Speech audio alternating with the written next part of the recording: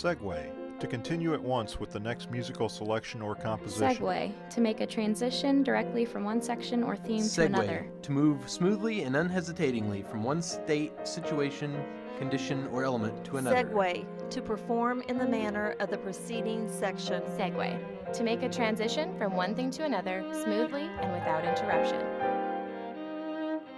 This is Segue with Dean Aldemaro Romero, a weekly program exploring the lives and work of the people of the College of Arts and Sciences at Southern Illinois University, Edwardsville.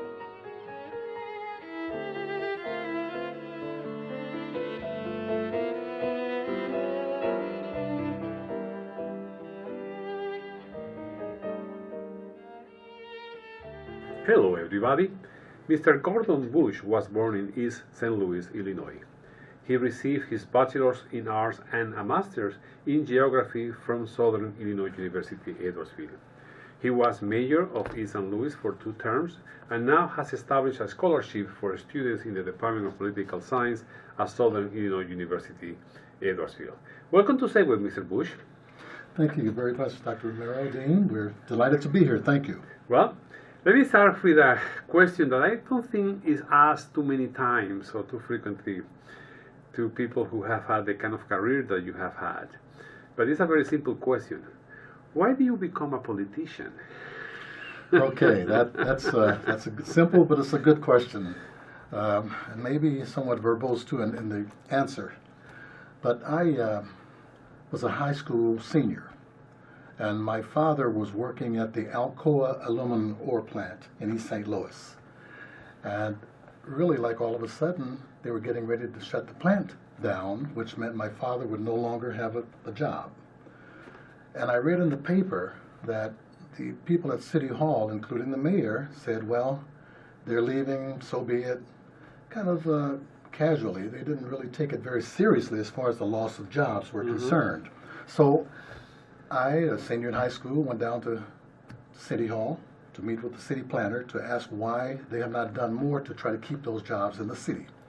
Long story short, they told me that they're leaving and we got other jobs here and we're not that worried about it. Kind of cavalier and nonchalant. But there was one gentleman, Roy Gruber. He was administrative assistant to the mayor. He said, you know, if you're concerned about this issue, and there may be others like this, you ought to think about going into city administration or something, or government, and try to be able to affect changes and stop these kind of things from happening. So that planted a little seed in me as a senior in high school that I wanted to go into government. Okay. Now, let's face it. I mean, to be a mayor of a city sounds very nice, but although it is your native city, you chose to be the mayor of one of the most difficult cities in the United States for many reasons. Do you have any misgivings when you decided to say, I know this is going to be a big, difficult job, but I'm going to do it anyway? I really had been kind of phased into it with being drafted into the military during the Vietnam War. Decided to go to officer candidate school as well as my brother. We went in and received some excellent training in leadership. So when I got out of the military, I came back and finished my bachelor's and master's here. And I looked at working in city planning, which I did get a job in the city planning department right as I was graduating. And I worked with the Model City Agency for quite a while and had a job very similar to President Barack Obama. I was a community organizer. And that kind of let me talk to some of the people in government, and we had some ideas we wanted to initiate and bring to the council. We met with them and proposed them, and they took it and put it on the shelf. Said, we just put it on the shelf there. We don't have time. I said, wow, you know, you really got to be on the, not a planner, but you got to be on the council or mayor to effect change. So that put a little seed in my mind, okay, I'm going to start looking that way. And that those were the things that prompted me and kind of motivated me to move in that direction. Now, I'm sure that many people in our audience don't really know the history of East St. Louis, that despite the fact that today has a bad reputation, let's face it, because of crime and poverty and many other issues and pollution, etc., the fact of the matter is East St. Louis was a very vibrant, growing city at the beginning of the 20th century. It was. So what happened? Well, I can say even as a young man finishing East St. Louis Senior High School at age 17, I just turned 18 and got a job at Swift Packing House. At that time, in 1960, 61 time frame, we had the packing houses. There were, a couple of them had closed down, but there were still about 5 or 6 packing houses there. With that whole industry there were about 15 to 20,000 jobs. Then you had the Alcoa Aluminum Ore, the General Steel Industry, Obernestor Glass Company. It had all kind of corporations. I mean, even in 1960, if you could get a job. A lot of my friends graduated from high school, went to a job at one of those places I just mentioned. So jobs were plentiful even in 1960. At one time, however, the packing houses in National City, there were 20,000 people working out there. But by the time I got there, there were probably half that number. But jobs were available. In fact, I got laid off at the packing house, Swift, went right up to Granite City and got a job at the steel foundry. So jobs, even in the early 60s, they were pretty plentiful. But shortly after then, I mean, it's just like they fell off the cliff. Everything was closing down and leaving. Now, all this outgrow of heavy industry in East St. Louis happened before we actually had environmental regulations in this country. Right. It happened before the 60s even. Yes, sir. And because a lot of these industries left, let's face it, they left behind a lot of the mess that they created from an environmental viewpoint.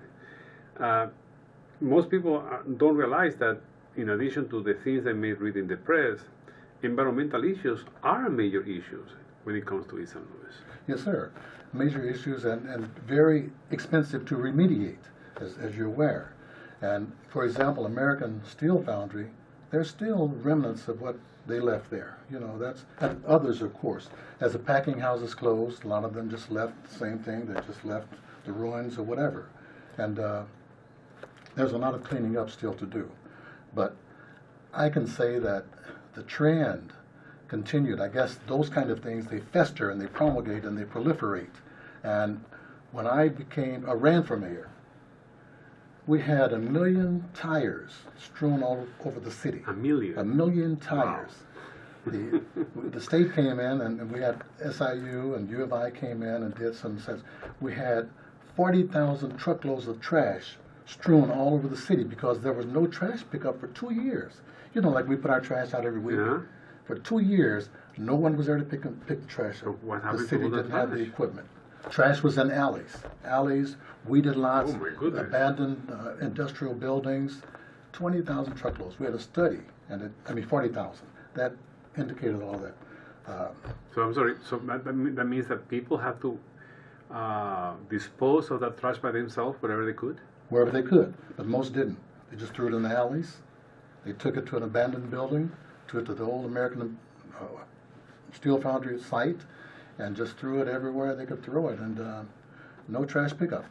That was just one of the things that I looked at when I decided to run for mayor, because I was on active duty right before I ran for mayor. I had orders to go to the Pentagon and be promoted and would have made general officer. But we were taught as youngsters, Gordon and my other siblings, we were taught to reach back. If you are ever successful, reach back and help those in need. Help people who need help. Now, my wife and I could have flown off but we went back to my general, and I said, General, here are my orders. I'm getting out of the Army and running for mayor of East St. Louis. He said, does Brenda know about this? My wife. I said, she does, and we prayed over this. She said, but do you know what you're turning down? He said, in East St. Louis, you got the highest homicide rate per capita in America. Yes. No trash pickup has been abandoned. All funds have been cut off. And you're going to run for mayor? I said, I think I can make a difference. I think the training that I've had at SIUE and the military training that I've had, I'm ready. They said, but Gordon, we believe you do a good job. But you got a political machine over there. Yeah. Those people you're going to jump in the middle of that? I said, we prayed and we're going forward. And Brenda told me, you're turning down this military career, you better win. And we did win.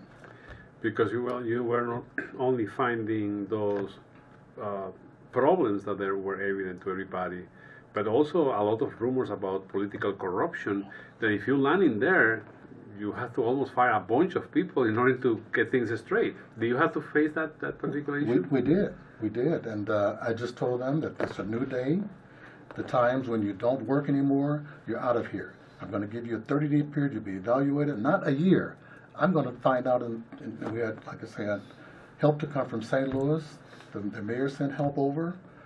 He sent his director of sanitation over to help us organize this cleanup. The governor sent help into me. I had, again, the university was very helpful to me. And what we made clear was that we're about business now. We met with Governor Edgar, Republican governor. East St. Louis was a Democratic stronghold. I went to him. I think he had some reservations, but when we finished talking, he said, Mayor Bush, I'm going to send you 20 police cars. I got 20 that we just bought some new ones, The state trooper cars. I'm going to send those down to you immediately, and I'm going to help you refinance the debt so you can start making payroll. They were not paying the employees. Police, fire, were not getting paid. Insurance was no. A firefighter got hurt in the hospital over there, and they said, we're not going to help you. And what they made that firefighter sign that he'll pay for this personally before they helped him. Jesus. So it was really distressing, but Governor Edgar took a chance on helping a Democratic stronghold, which typically would fight, they were against him when he ran for office. But I was able to go and meet with him and let him know that we're serious about this, very serious, and Governor, everything you give us will be accountable. Yeah. So that gave us a jump start. We got a loan from the governor to start making payroll. The Casino Queen license was gone. That was being awarded to Sauget. It's a village a little bit to the south of East St. Louis. We had the license. The former mayor lost the license, and Sauget got the license. So I had to go to the governor and the gaming board to take the license from Sauget and put it in East St. Louis. And basically, I just said that the gaming board, well, governor, I convinced him first, and he just, I've got 40,000 people we don't make payroll. We're flat on our back. You could buy crack cocaine in the proximity of City Hall and any place else in the city. I mean, things were really, really bad. And he said, I want you to go to the Gaming Commission and make your presentation. And we made the presentation, and they took the license from Sauget. They said that people were saying, you put that gaming in East St. Louis, prostitution is going to flare up. You're going to have all kinds of illegal activities. People will be robbed when they come there and all that. And I assured the governor, we're going to make sure that people are safe. Give us a chance. So Rich Sauget was a friend of mine. We were on the Public Building Commission that built the airport up at Mid-America. And we didn't fall out because I told him, I said, Rich, I need the airport. He said, you can't get it. I got locked up. And they're not going to give it to East St. Louis. I said, well, do you mind if I try? He said, I don't mind if you try. Well, sure enough, I got it, and all he could do was shake my hand when he took it from me. He didn't like it, but he's a good man, and he understood that. But these were the kind of things. And, they said corruption would happen and all that, but we used the money properly. We were above board, and the old-time politicians, the employees who didn't want, they knew it was time. They knew it was time. We got to straighten up and fly right, or we got to or we're going to leave. So it wasn't too hard to get rid of those who didn't want to work and participate. Now, I read somewhere that the environmental pollution problem was so bad that in the 1990s, extraction of groundwater for human consumption was prohibited because it was extremely toxic. Absolutely. I mean, that tells you that there was a lot of pollutants out there that were leaching down, percolating down into the underground and contaminating all that water. So, I mean, it seems to me that obviously all these also had to have a long-term health effect on the population. Is that something that it was evident to people? I think that there were some indications of that it was having a palpable effect. I don't remember it being analyzed, studied, and quantified as far as the statistics, but certainly, you're right, there were a lot of corporations and companies, even the Alcoa aluminum ore plant that I wanted to save, they had a lot of bauxite, the old bauxite that they were, some of the waste from the aluminum rather, and mounds of it out there near the park. And I'm pretty sure that did have, as well as some other industries. Yeah. Well, in fact, there is a time in history, I have that in my notes here, November the 28th, 1939, known as Black Tuesday, when there was this huge cloud of pollution that descended upon East St. Louis, and people were coughing and vomiting and all that sort of things. And they call it Black Tuesday because the skies became black out of the pollution, not coming from East St. Louis, but from St. Louis itself. From St. Louis. Because of the direction of the winds produced that particular incident that day.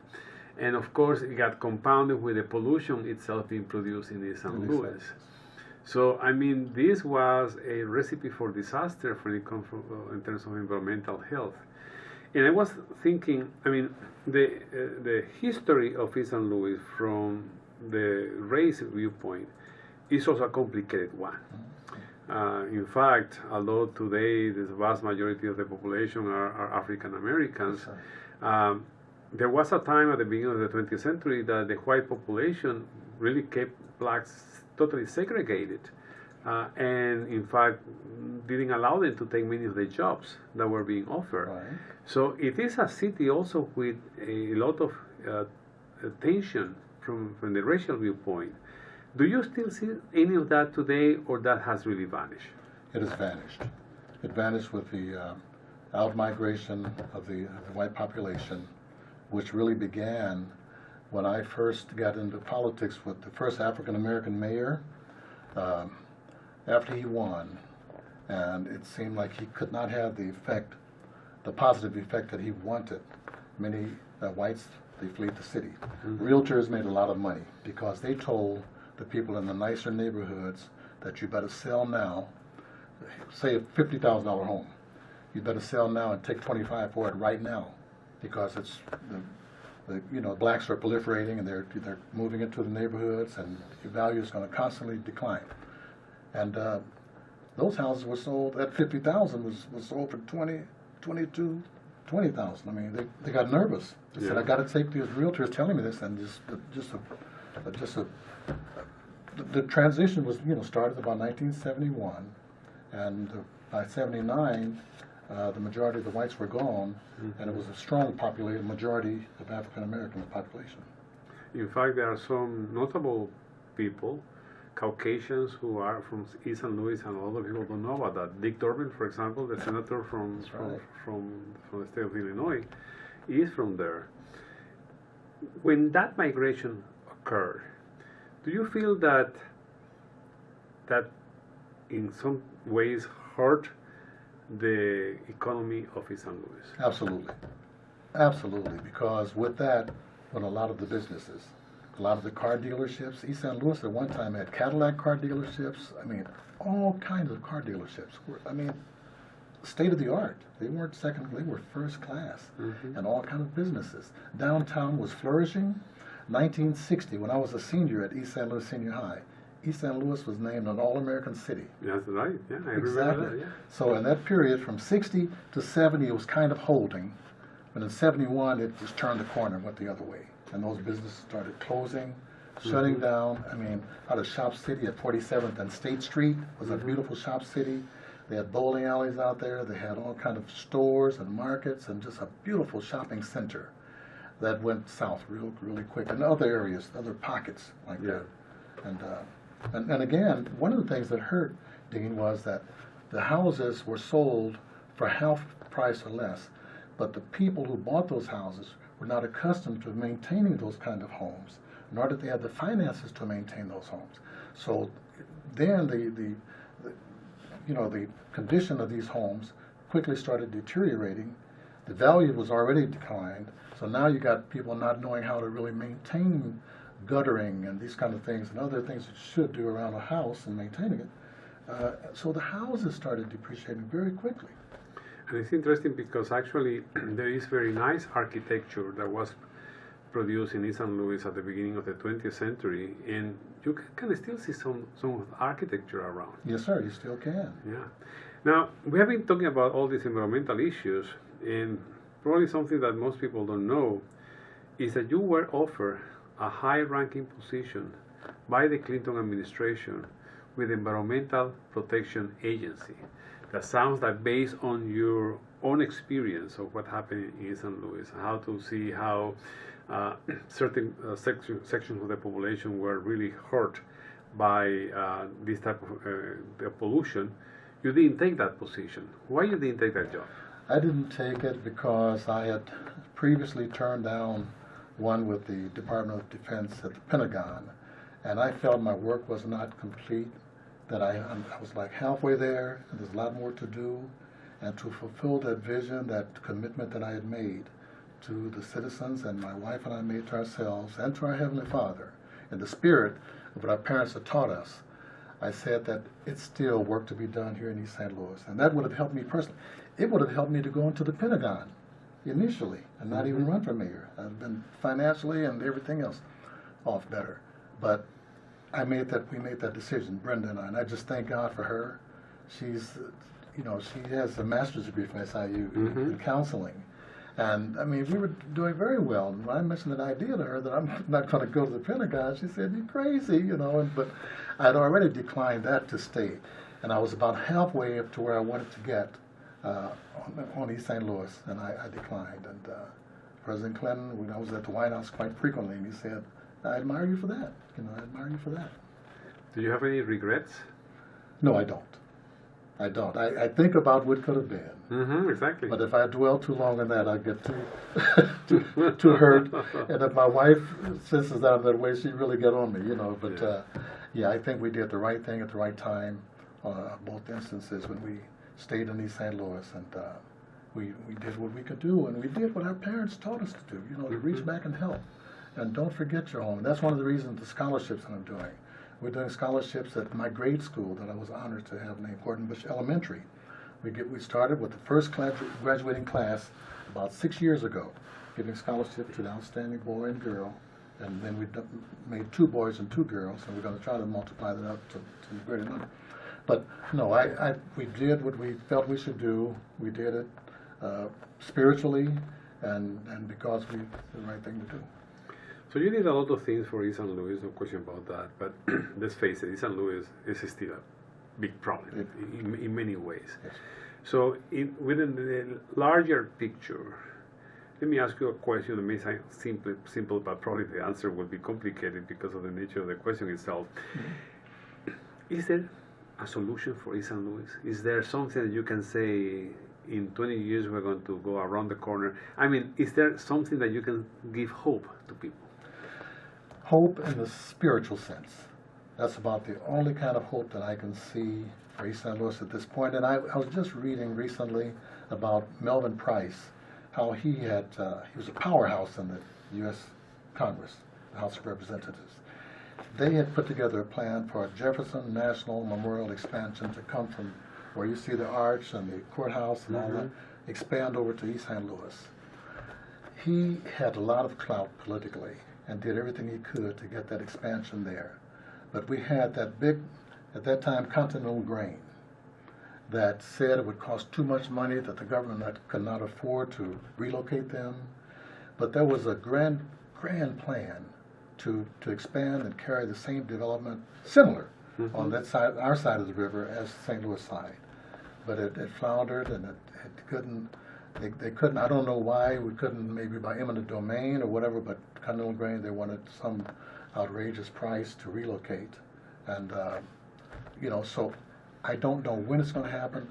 I think that some people thought that we'd never even have something like the Casino Queen down there. But that's happening. But we're talking to other developers. I'm an unpaid advisor to the mayor of East St. Louis. He wanted to hire me. And I said, "Well, Mayor, I've been working some 40, 50 years. And Brenda and I are okay. I'll work pro bono as an advisor to you." So I'm working with the mayor. We're trying to do some things down with the Slay property, which is down south of the MacArthur Bridge. They have about 300 acres down there. But also, we are trying, and I think it's going to work. It's going to be difficult. We're trying to get the train that they're going to have coming all the way from Chicago all the way down through. And they're going to have a stop. The high speed. Right, the high speed. Yeah. High speed. I think we've got a chance to get that to the north of the Veterans Bridge, to be north of the Casino Queen area. And that would really generate a lot of that would be great. Yes, sir. So we haven't given up hope, but I can't.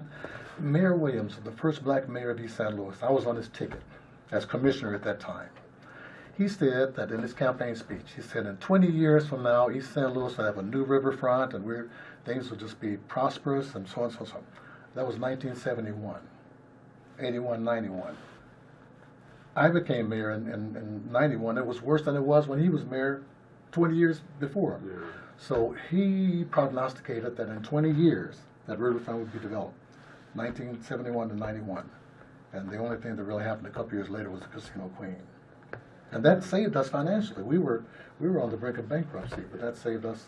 Casino Queen gave us $1 million a month, and we started making payroll, the loan from the government. So it's hard to say. I would like to say 20 years from now, Yeah. but I've been down that road before, and so. Now, you mentioned earlier San Luis, and obviously San Luis on the other side of the Mississippi River. And San Luis itself was a beautiful, very vibrant city at the turn of the 20th century. Yes, sir. It's still a good city, but it's not what it used to be. Right. Do you think that the future of East San Luis is somehow tied to the future of San Luis itself? I think so. If for no more than location, we've got a powerful, mighty Mississippi that, as I talked with one of the mayors before, the current mayor, Mayor Slay, the river does not divide us or separate us. It joins St. Louis and East San Luis. And that's the spirit in which we try to look forward. But I think that I think that if we can get that new plan that is being planned for St. Louis, I think they're starting on it pretty soon. Anything positive they can do there, that will automatically enhance the future value. How far in the future, I'm not real sure. The future value of East St. Louis. So they're making some tremendous improvements, as you know, on that riverfront there. And initially, in the preliminary plans, there was the plans that they made for East St. Louis, but it seemed like it kind of dropped off the table a little bit. But I think inevitably that will be coming back. That they've got the properties, but that riverfront we have in St. Louis is just inevitable. The timeline, difficult to say, but I think it's going to happen. Okay, well, let me ask you a final question in the 30 seconds or so that we have left. Yes, sir. Do you really dream that one of these days you're going to wake up in East St. Louis and see something quite different from what it is today? I think so. I think so. With the planning that I got here and the experience I have, I can see entire neighborhoods being cleared out. There are so many neighborhoods now that so many vacant and vandalized structures, half burned out, some are demolished, that we can go in and take 50, 100, 200, 300 acres and go in and make new mini subdivisions in East St. Louis. I think it's coming, Dean. Okay, well, it's coming. It's inevitable. thank you very much to Gordon Bush, former mayor of East St. Louis and an alum of Southern Illinois University, Edwardsville, about this interesting conversation. And next week, we're going to have Dr. Bing Shu of the Department of Geography at Southern Illinois University, Edwardsville, who will be talking about the geography of wealth. So stay tuned.